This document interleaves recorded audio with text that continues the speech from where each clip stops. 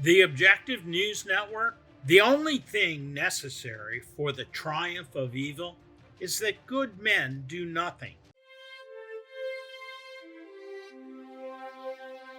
This is John Hnatio reporting for the Objective News Network. For nearly a year now, we've been following the investigation of a massive mortgage fraud scheme.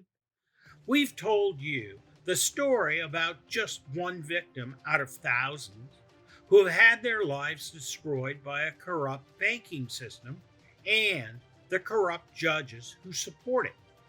In our case, an 82-year-old disabled veteran, no less, who has fought an 8-year-long battle against corruption to try and save his house. We here at ONN tried and tried to get enough interest in the story to get the authorities to intervene, but we failed. There was not enough interest in the story. Many people simply could not believe what we were telling them. Others simply shrugged their shoulders, saying, "Listen, it's not my problem." But talk about a breaking news story. Just a few minutes ago, this very afternoon, Gregory L. Acquaviva, a judge sitting on the Superior Court in Monmouth, New Jersey, flatly denied an emergency motion by the homeowner victim of the mortgage fraud scheme, asking the court to stop the eviction from his house until the fraud scheme could be properly investigated. Judge Acquaviva flatly denied the homeowner's plea for any help, and our homeowner is about to be thrown out on the streets, literally. All of this is happening right on the heels of the exposure of the mortgage fraud enterprise by our sister organization, the Institute for Complexity Management, after a nearly year-long investigation.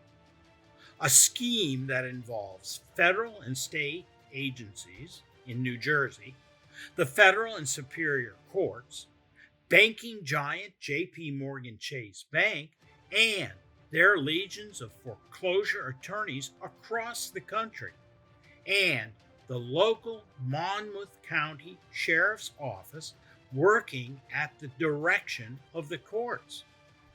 Let me summarize what has happened in this case as just one example of what has been and will be happening to thousands of other people who are targeted by J.P. Morgan Chase Bank. J.P. Morgan Chase Bank is going to give you a call one day, hello, and tell you that they now own the mortgage note on your house. Then they are going to lie to you. They are going to tell you that they acquired ownership of the mortgage note on your house, and you must now renegotiate a new mortgage note directly with them. Under the new mortgage note, they will increase your payments, knowing full well that sooner or later you will no longer be able to make the payments. As soon as you miss your first payment, their foreclosure attorneys will sweep in to make quick work of you. And just like the case we've been telling you about for a year, the courts will have you and your family evicted from your house by the local sheriff without you understanding what's really happening. But here's the real rub. J.P. Morgan Chase, by law, must have documented proof of ownership for your home before they can renegotiate any mortgage agreement with you. They know, however, full well that they don't have it, so they keep this a little secret as they renegotiate your new mortgage terms with them. J.P. Morgan Chase Bank, meanwhile, is working behind the scenes to forge, that's right, forge with an F, the proof of ownership documents they must have so that they can lie to the courts when it comes time to foreclose on your house. Most victims never realize that they have been completely hoodwinked by JP Morgan Chase Bank and their slick attorneys. Oh, by the way, if I did not mention it already, JP Morgan Chase Bank is no stranger to mortgage fraud and stealing people's houses. JP Morgan Chase Bank has already paid, get this, 38 billion with a B, $995 million in federal fines for banking, securities, and mortgage fraud. To appreciate the true scope of the scandal we've been reporting, you simply need to understand that the amount of money being stolen by JP Morgan Chase Bank is a lot more than the nearly $39 billion that they have paid in fines. Actually, it's been a pretty lucrative mortgage fraud scheme, if you ask me. To put even more salt on an already gaping wound, the federal and state courts, at least those courts in New Jersey, know full well what's going on. God forbid if any homeowner is smart enough to figure out what's really going on and reports to the courts that JP Morgan Chase has forged the original proof of ownership documents. For these savvy homeowners, they are quickly silenced by the courts so that nothing appears in the court record about forgery. This is done intentionally by corrupt judges and judicial employees who are all part of the scheme.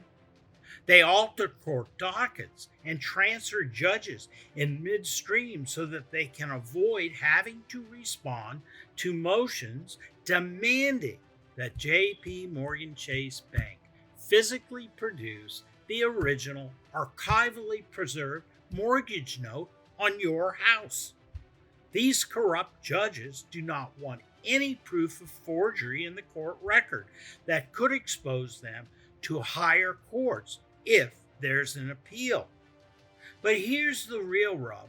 Corrupt judges then claim that the evidence of forgery that you have found doesn't count anymore because it has already been adjudicated by another judge. In other words, these judges simply lie to hide the fraud and move on in order for your local sheriff to sell your house right out from underneath you and then evict you.